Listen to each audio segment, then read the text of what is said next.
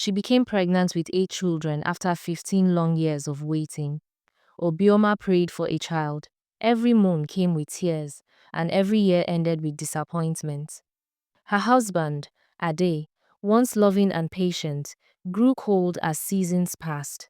The neighbors whispered behind closed doors. Some claimed she was cursed. Others said the gods had sealed her womb. One morning, after yet another quarrel filled with pain and bitterness, Ade packed his belongings.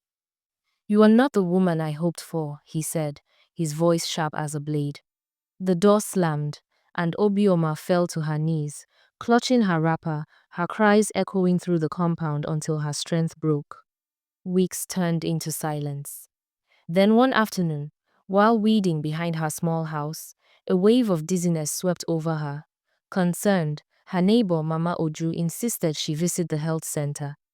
The nurse smiled after the test and said softly, "Congratulations, you're 1 month pregnant." Obioma froze. "It can't be," she murmured, her voice trembling. "My husband left a month ago." But the truth stood firm. Life had found her when she least expected it. As the months passed, her belly grew larger than anyone had ever seen. By the 6th month, it looked as though she carried the world itself. Women stared in wonder, men whispered, "Perhaps it's twins or more." Some joked, "Maybe she swallowed a drum." But Obioma refused to rest. Every morning she tied her wrapper above her waist, grabbed her hoe, and went to the farm. She fetched firewood, bent low to plant yam seedlings, and carried water from the stream. Her swollen stomach pushed against her wrapper, yet she pressed on. "If this is what it takes to be a mother," she would say, "then I will endure." By the 8th month, her body could no longer bear the weight. Her steps slowed, her breath came hard, and soon she could do nothing but sit and wait.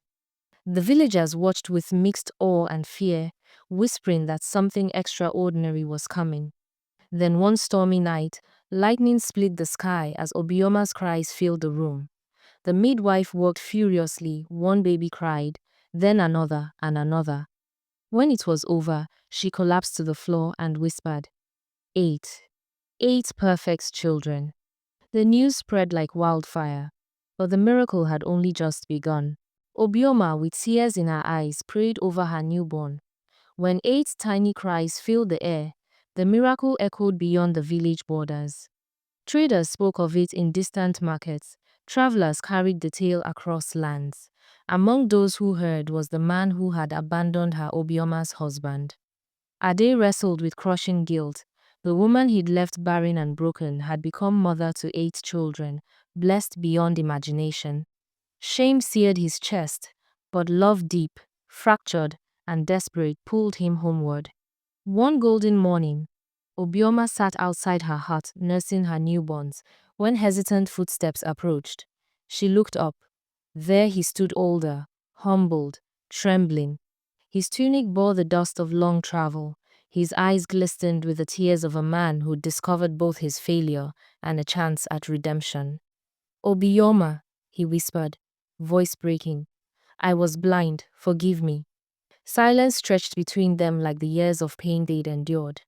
Villagers watched from shadows, breath held, then, softly, she rose. "The children need their father." Ade collapsed to his knees, overcome. He kissed her hands, tears soaking her wrapper. From that day forward, he became transformed. He rebuilt their home's crumbling walls, repaired the leaking roof, and carried each baby as though made of light itself. He labored in fields at dawn and returned at dusk to sit beside Obioma, singing softly to their children. The village that once whispered in judgment now watched in admiration. Together, they embodied grace, restored a family healed by forgiveness and unwavering faith. The babies thrived under their parents' devotion.